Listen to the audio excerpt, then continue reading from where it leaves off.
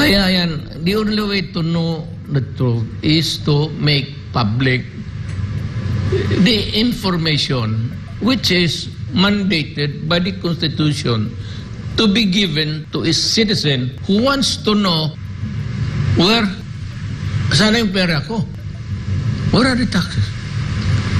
Kaya kung hindi ko alam na wag na tayo magbayad ng tax. Ako, I suggest, kung hindi ibigayan, you follow me, I will not pay my taxes anymore. Pero wala naman akong negosyo. Huwag na kayo magbayad. Palamin mo muna kung saan mo ginastos yung pera ko at magbayad ako.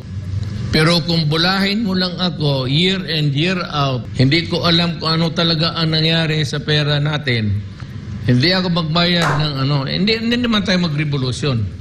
I will just tell the people, do not pay your taxes until Congress makes it public. Hindi mo masama dyan.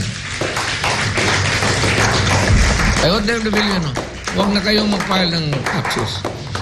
Sabihin mo muna sa Congress, pagbayad kami ng taxes, make it public kung saan ang pera namin. At magkano ang nakukuha ninyo.